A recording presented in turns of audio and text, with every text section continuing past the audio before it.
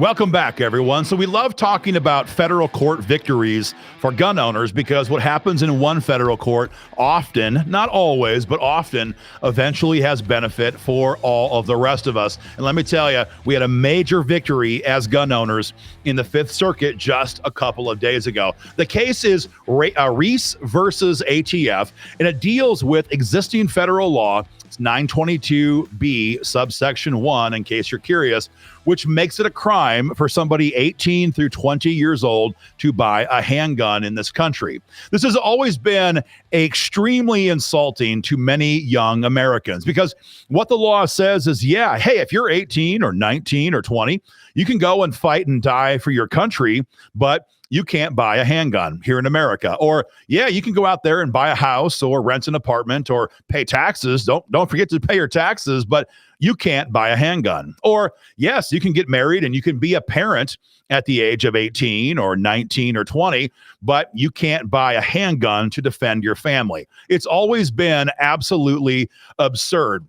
This current law was passed in 1968 by Congress as part of, and wait for this title, it's going to make you gag, as part of the Omnibus Crime Control and Safe Streets Act. I love it when the government decides the best way to keep us safe is to limit the kind of firearms that we can buy, and in this case, when we can buy them. Thankfully, hopefully, this is about to be struck down nationwide. This case began in December of 2022, so a few months after the Bruin decision came down in June of that year. And it stems around some young adults who were over 18 or 18 or above, but not 21, who wanted to buy a handgun, but were told they could not by existing federal law. As is often the case, the district court judge, that's the lowest level in the federal court structure, disagreed with their arguments, and he ended their lawsuit. But of course, they appealed this to a 3-judge panel with the Fifth Circuit, and in November of 2023, they had their day in court for oral arguments, and they won a massive victory just last week. Now, I want to do a little rabbit trail here on the pace of the federal court process. This case, like I just said, it was argued in November of 23, not November of 24. And so it took the court 14 or close to 15 months to hand down this decision. And people ask me a lot, because we're in court a lot, how can we speed this up? And the answer is you really can't. You really can't. You can do emergency appeals in certain situations, but this case would not be considered an emergency. But for the most part, it is very hard to speed up anything in the federal courts. We have to pretty much just get used to it. So sorry about that. So when it comes to gun rights cases, the courts have different prongs they have to consider about whether or not a law is constitutional. The first prong in that test is, does the Second Amendment cover the conduct at issue?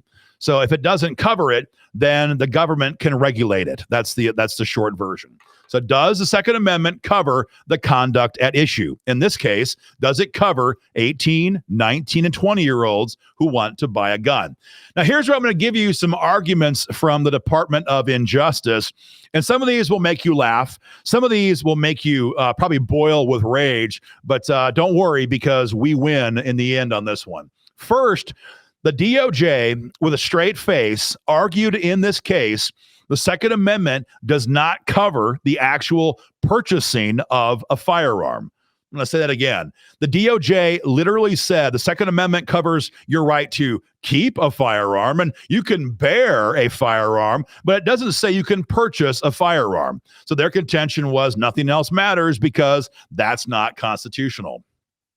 Thankfully, the Fifth Circuit laughed this crap out of court. They said, of course, the words purchase, sale, or similar terms describing a transaction do not appear in the Second Amendment. But the right to keep and bear arms surely implies the right to purchase them in the first place. So that argument was a swing and a miss. The government comes back then and says, okay, so yeah, fine, it covers the right to buy, but it does not cover the right for young adults, 18, 19, and 20-year-olds, specifically to buy a firearm. And the court also rejected this as well. It says, because constitutional rights impliedly protect the corollary act to purchase them, We believe that it does. To suggest otherwise proposes where a citizen's constitutional right to keep and bear arms excludes the most prevalent, accessible, and safe market used to exercise that right. What does that mean? It's very simple. They're saying they have the right to buy them, and to say otherwise means that they have a right in theory, but not in practice. So thankfully, the DOJ lost that argument as well. Then these imbeciles come back, the DOJ lawyers come back, and they say, okay, fine.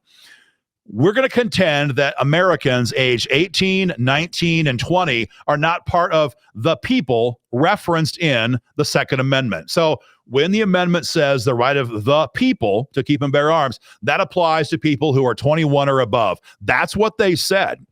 And they hung that argument on the fact, they said, that in the 1700s, 21 was the age of maturity. And so if they won that one, again, they win the entire argument.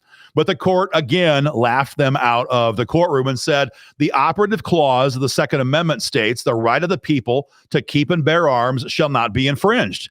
There are no age or maturity restrictions in the plain text of the Second Amendment, as there are in other constitutional provisions. This suggests the Second Amendment lacks a minimum age requirement. So the court said, no, you show us in the text. Where is there an age limiter in the Second Amendment? There isn't one. And so your argument is crap. The same thing applied to the government's next argument. See, these people never quit. See, don't forget, you and I pay their salaries, so they don't really care how dumb their arguments are. And they work for the government, so they don't care if they win or actually lose. You know, if they were a lawyer in a private law firm and they lost every single time, they would eventually get fired. But under Joe Biden and Merrick Garland, their DEI hires, they just didn't care. Now, maybe under President Trump and the new Attorney General, maybe Pam Bondi, we'll have to wait and see. Maybe that's different. But for the last couple of years, they didn't care how much of our money was wasted in these cases. So their next argument was that because the right to vote from the time of America's founding to the 26th Amendment was reserved for citizens over 21 years of age, we believe that that should be the case when it comes to buying firearms.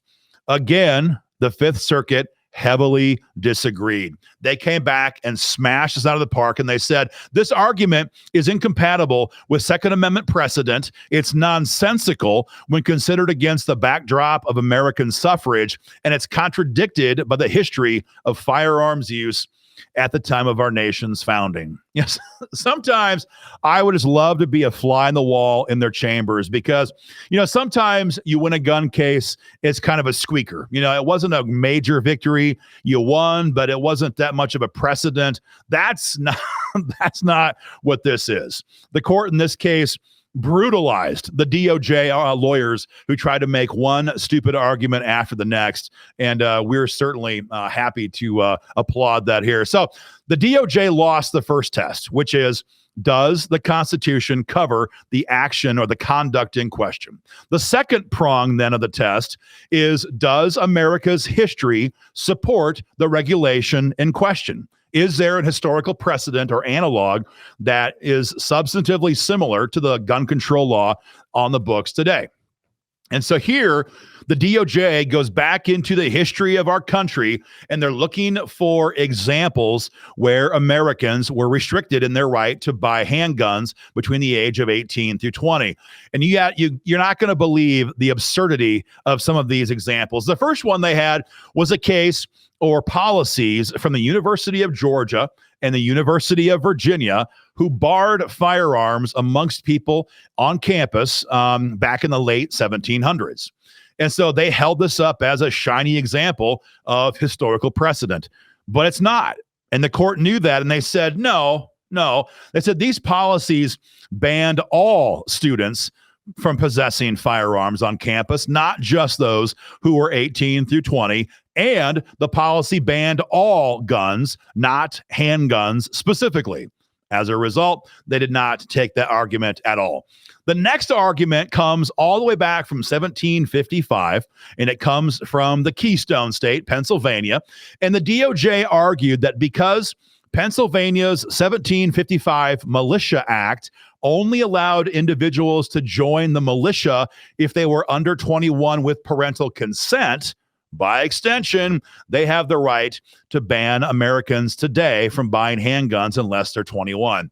The court was brutal in their response to this argument because it was an absolute lie. First, they said that Pennsylvania came back and lowered their own ordinance, their own militia act in 1777 from 21 to 18. And of course they did, because America was then in a fight with the British Crown in 1777. But they went on to say, even when it was in effect at the age of 21, that only limited when an American could join the government, could serve, in this case, in the military. Nowhere in that act did it say that somebody who was 18, 19, or 20 could not buy a handgun at that time. So another straightforward lie from the federal government. The next argument, you're going to love this one. The next argument was from 1810 in South Carolina. And what the DOJ had here was documents from either state or county government at that time that prevented anyone under the age of 21 from becoming a constable. Today, we call them a sheriff, for example. And so the DOJ says, aha, they couldn't be a constable when they were 21. And so therefore that backstops our gun control law today. And the court in this case, you could almost see them roll their eyes. They said, does that have anything to do with buying with buying guns? No, it doesn't. And they said, and even if you can try to claim that it is, it's the same answer as it was in the Pennsylvania case. This only limits when a person can work for the government, in this case as a constable. Nowhere in this ordinance in 1810 did South Carolina say that a person who lives in that state, 18 through 20, could not buy a gun. In other words, it limited the government employment aspects of a person, not their right of self-defense. So that was a huge swing and a miss. The last argument from the DOJ was wrapped around the Rahimi case from the Supreme Court from last year. The Rahimi case modified or further defined the Bruen case from 2022. The Rahimi case dealt with a person who had abused his domestic partner. I don't know if they were married or not. I don't even know. And the guy had shot a whole bunch of people as well. He was a violent criminal. And the case that in Rahimi was whether or not there was an historic precedent or a need for historic precedent to take guns away from somebody who was pending these types of violent criminal charges. In the case of Rahimi, the government said there is no need for that type of analog, and they were allowed to enforce a gun restriction on this person. So in this case, the DOJ says, well, you see, you allowed for this in Rahimi, so why can't we restrict guns amongst people today who are under 21? They said specifically, the Rahimi case from last year gives the government, quote, broader authority to restrict arms bearing by categories of persons that present a special danger of misuse. And it did. Rahimi dealt with a person or persons who had violently harmed other people. To try to apply that as a broad category to every 18, 19, and 20-year-old is absolutely stupid at best and nefarious at worst. In this case, the court agreed. They said this, quote, misstates Rahimi, which added that those laws apply only once a court has found that the defendant represents a credible threat to the physical safety of another person. The government's contention in this case is meritless. In other words, yeah, that was a violent person. You're talking about every single American who was 18 through 20.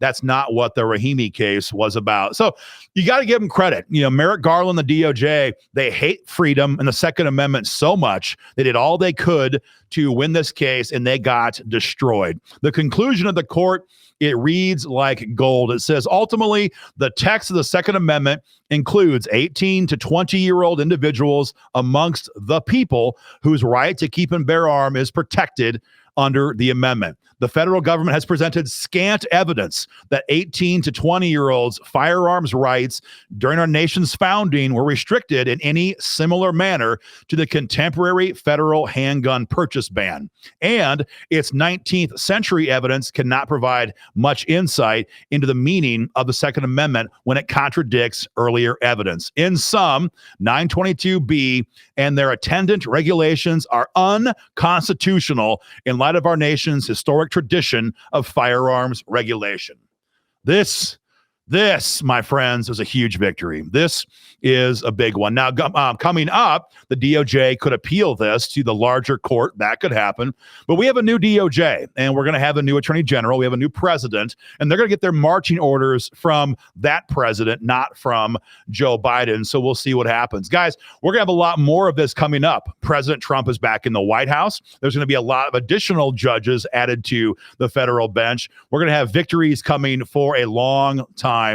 Hey guys, the New York State Firearms Association is fighting like hell to hold the line here in Albany to make sure our children's children have a right to keep and bear arms. Get involved in this fight today. First, follow us on X. Second, sign up for text alerts from us. And number 3, like and subscribe for more content.